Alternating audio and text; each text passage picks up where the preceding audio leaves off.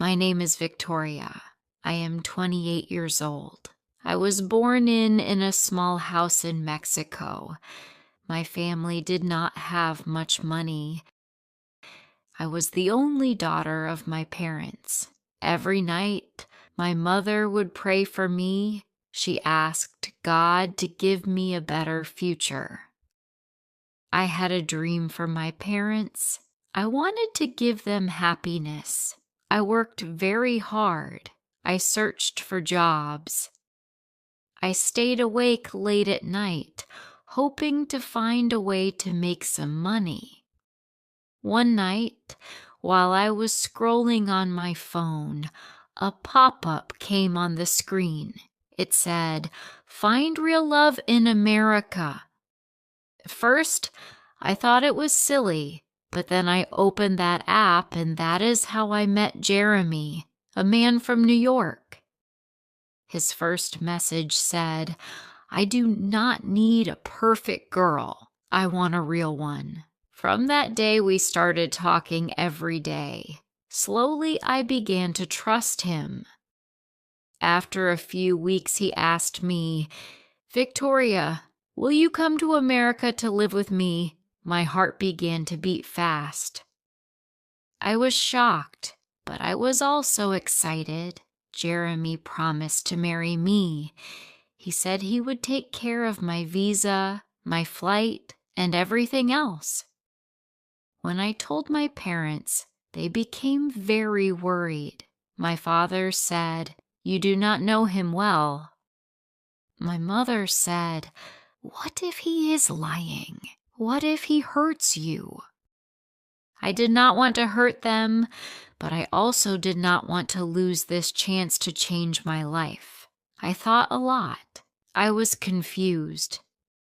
But that night, I made a decision. While my parents were sleeping, I packed my bag. I went to my parents' room and cried. I said, "Please forgive me. I love you. One day I will make you proud." That night, I went to my best friend's house. The next day, Jeremy arrived in Mexico. He sent me a message. "I am at the airport. Where are you?" My heart was beating fast. I was scared. I went to the airport. I wanted to see if he was real or just another lie. Then I saw him. He had flowers in his hands. He looked nervous. He really came. He looks real. Jeremy saw me and smiled. He said, "Victoria, I came for you. Let's start a new life together." I took Jeremy's hand, and our new life began. The first few weeks were beautiful. I cooked dinner and cleaned the house. I waited for Jeremy every day like a new bride. Each evening he came home, kissed my forehead, and said, "I am home, my darling wife." I began to believe in love. I thought maybe I did the right thing. Maybe one day even my parents will understand. I felt happy. After 6 months, things began to change. Jeremy stopped talking like before. He came home late, did not smile much, and slept early. No hugs, no good nights, just silence. One night, I asked him, "Jeremy, is everything okay?" He got angry and said, "You're thinking too much, Victoria. Stop making it a big deal."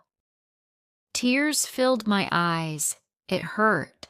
The man who once called me his queen now made me feel invisible. Then one morning, while we were having tea, he said, "I have a business trip to Boston. I will be gone for a few days." I nodded and smiled. I packed his bag. I knew something was wrong. Still, I stayed quiet. I wanted to believe everything was fine. I wanted to trust him, but deep inside, I knew my marriage was falling apart. One afternoon, I went to Jeremy's office to give him his wallet, but he was not there. I walked by a coffee shop and stopped. I looked through the window and my heart broke. Jeremy was inside. He was sitting with another woman. She was holding his hand. They were laughing and smiling. Then he kissed her right there in public, like he did not have a wife, like I was never a part of his life. I felt weak. I could not move. I could not cry. I just stood there, watching my husband act like I never existed. I understood the truth. I was not his wife. I was not his love. I remembered my parents' words. Maybe they were right. Maybe he was never mine. I ran home and cried like a child, asking myself what I had done wrong. Hours later, he came back home like nothing had happened. I asked him, "Who is she?" He looked at me and said, "She is the one I love, not you. You were just part of my immigration plan, Victoria. You can stay for a few weeks, but after that, leave." I froze. My world stopped moving.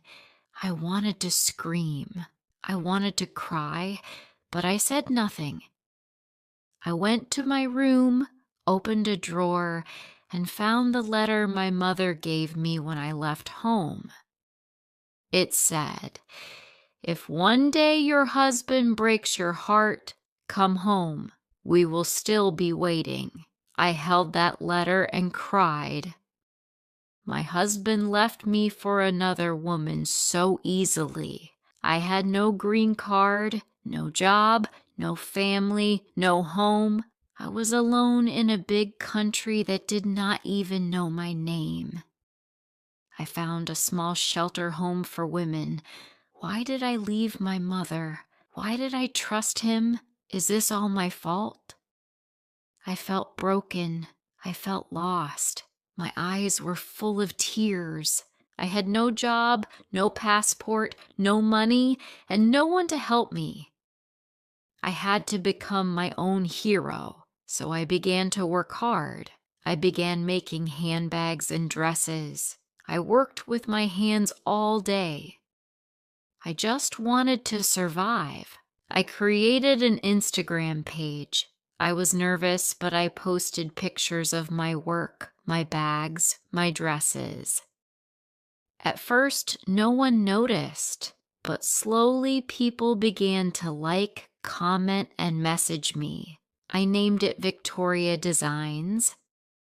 I worked hard every day. 2 years later, I opened my own shop. One day I was at my store when suddenly I saw Jeremy. I froze. We both stared at each other, shocked. He looked old and tired. He said, "Victoria, I was wrong. She left me. I lost my business.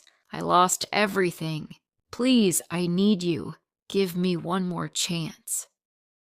I looked at him, but in my mind, I saw the nights I cried, the pain he gave me. He did not just leave me, he broke me. I said loudly, "This man is following me. He is making me feel scared." People stopped and looked. Jeremy shouted, "She is lying. She is my wife. I love her." He tried to touch my hand. I said, "He touched me without my permission. I want to file a case." The police came. Jeremy cried, "Please, Victoria, don't do this." I said to him, "You hurt the girl who loved you. This is not revenge. This is justice."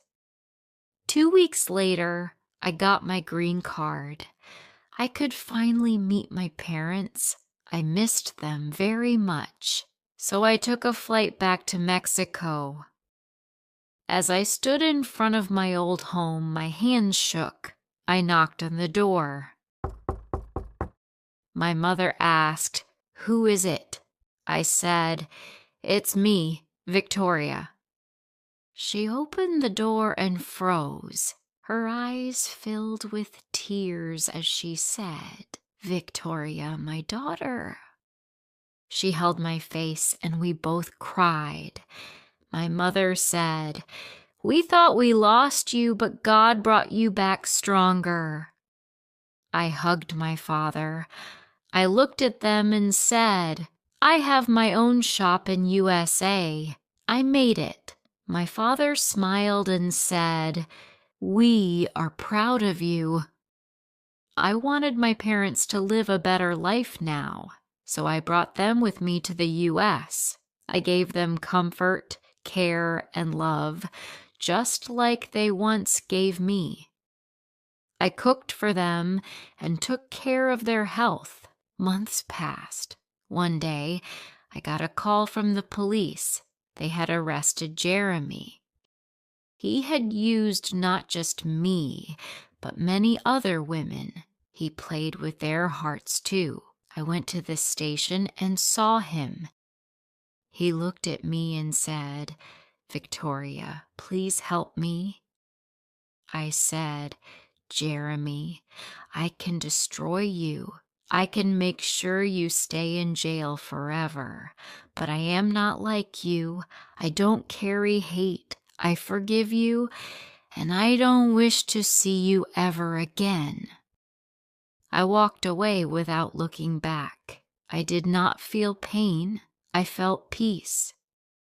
Never trust blindly. Never leave your parents for a stranger. Your parents are not your enemies.